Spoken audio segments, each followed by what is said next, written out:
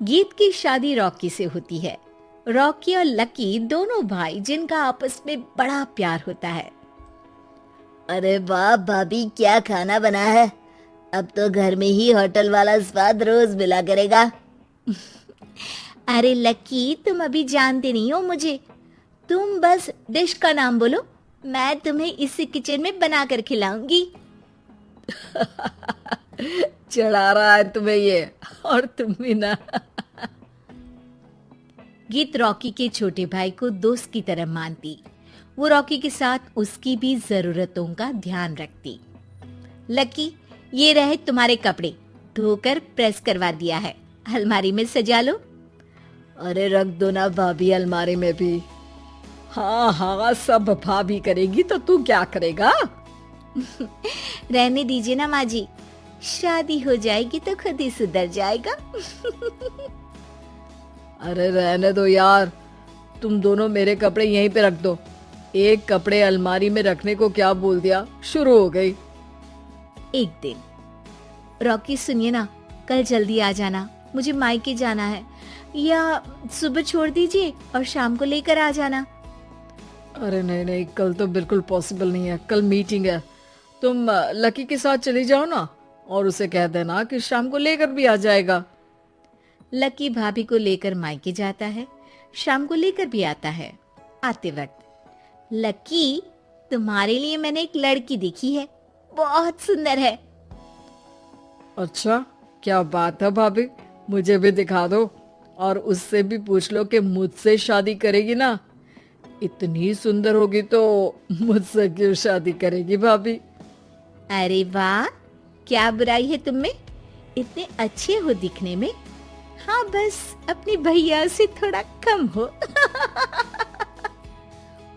हाँ भाभी, आपको तो भैया से अच्छा कोई लगता ही नहीं है। लकी, तुम्हारे भैया हैं ही लाखों में एक। रात में दोनों घर आते हैं, लेकिन थोड़ी ही देर में उनके घर रॉकी की मौत की खबर आती है। हे भगवान, ये क्या हो गया?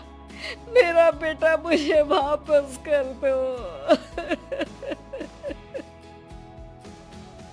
सब मिलकर माँ और गीत को संभालते हैं। एक दिन, गीत बेटा, अब तो रॉकी रहा नहीं, तू देख ले, अगर मायके जाना हो तो। गीत कुछ नहीं बोलती और कमरे में चली जाती है। एक दिन बुआ सास उन लोगों के घर आती है। अरे भाभी, किसकी नजर लग गई आप लोगों के घर में? मुझे तो लगता है कि इस लड़की के ही पैर ठीक नहीं है, तभी तो आते ही हमारे घर का चिराग खा गई। बुआ सास की बात सुनकर गीत को रोना आ जाता है। वो अपने कमरे में जाकर जोर जोर से रोने लगती है। लकी को ये सब देखकर अच्छा नहीं लगता। बुआ क्या बोल रही हैं? किसी का जीना मरना ऊपर वाले के हाथ होता है, ना कि किसी के पैर पर। अरे देख लो भाभी, छोटा भी हाथ से निकल रहा है। ऐसा ना हो कि ये लड़की सबको आपके खिलाफ कर दे। तभी वहाँ गीत चाय लेकर आती है। लीजिए बुआ जी, चाय पी लीजिए। बुआ तो घर से चली जाती है, लेकिन सास के मन में गीत को लेकर नेगेटिव विचार भर जाते हैं। अब देख गीता, बहुत हुआ, यहाँ रहकर भी कुछ नहीं होगा। अच्छा होगा कि अपने मम्मी पापा को बोल के तुझे यहाँ से लेकर जाए। और गीत अपने मायके चली जाती है, जहाँ आस पड़ोस के लोग कहते हैं, अरे रे, बेचारी की शादी के 2 साल ही हुए थे, लेकिन पति नहीं रहा, सास ने भी घर से निकाल दिया। देखो भाई भाभी कब तक साथ रखते हैं। और शादी करा देनी चाहिए इसकी, तो उम्र ही क्या है इसकी। हाँ, लेकिन करेगा कौन? एक तो शादीशुदा, ऊपर से कलंक पति की मौत का। तभी वहाँ लकी आ जाता है और वो पड़ोसियों की बात सुन लेता है। लकी, तुम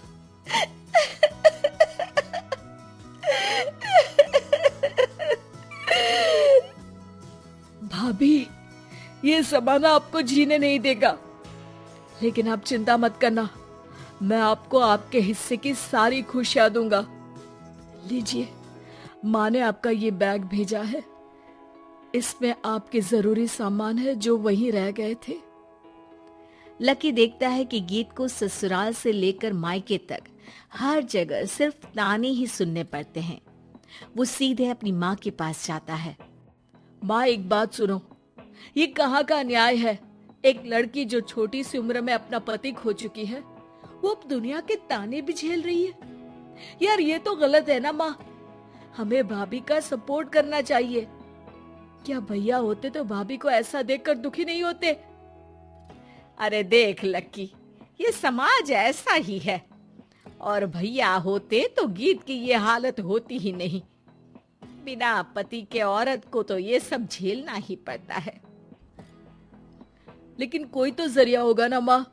भाभी भी हमारे परिवार का हिस्सा है। हम कुछ तो कर सकते हैं ना उनके लिए। हिस्सा है नहीं, हिस्सा थी। और अब तू ज्यादा ना भाभी भाभी करना बंद कर दे, समझा? कुछ दिन ऐसे ही बीतते हैं और एक दिन लक्की देखता है कि गीत उसके ही कॉलेज में पढ़ने आई है। अरे भाभी, आप यहाँ कॉलेज में कैसे? लकी, मैंने पढ़ने का निर्णय लिया है। शादी के कारण मेरी पढ़ाई को बीच में ही रोक दिया गया था, पर अब जब कुछ नहीं बचा तो मैंने सोचा पढ़ाई में ही मन लगाऊं। अरे आपने बिल्कुल सही सोचा भाभी। किसी भी तरह की कोई भी जरूरत हो तो प्लीज बिना किसी हिचक के बताना। मैं हूँ आपकी मदद के लिए। लेकिन कहते हैं ना, गीत की जिंदगी में सब कुछ बहुत दिनों के लिए ठीक नहीं रहा। और एक दिन क्लास में, अरे ये विधवा है, इसकी तो शादी हो चुकी है। क्या बात कर रहे हो? हमारे साथ तो बैठकर ऐसे पढ़ाई करती है जैसे बच्ची हो। अरे बच्ची नहीं, बहुत शातिर है ये। किसी को नहीं बताया कि ये शादीशुदा है, वरना हम इसे आंटी आंटी कहकर पुकारते ना।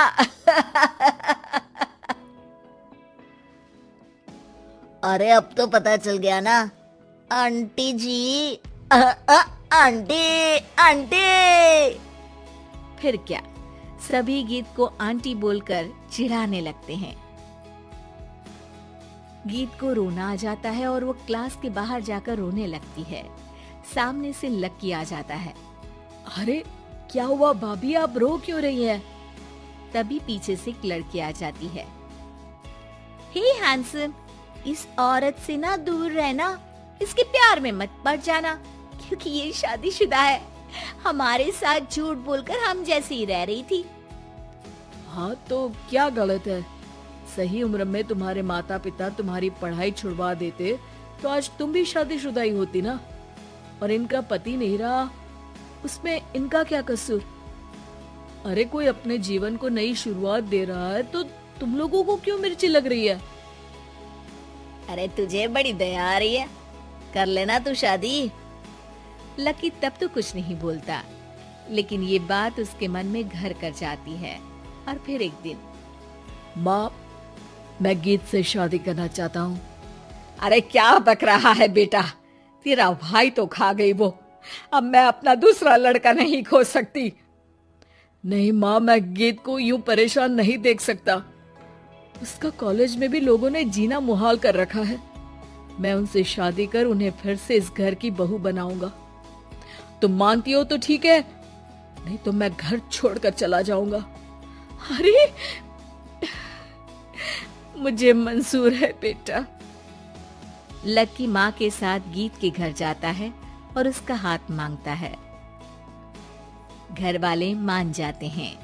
थोड़े से इनकार के बाद गीत भी लकी से शादी करने को मान जाती है। तो दोस्तों, अगर आपको ऐसी ही और भी मजेदार और चटपटी कहानियां सुननी हैं, तो मेरे चैनल को अभी सब्सक्राइब कर लो। मिलते हैं अगली वीडियो में, तब तक के लिए बाय बाय।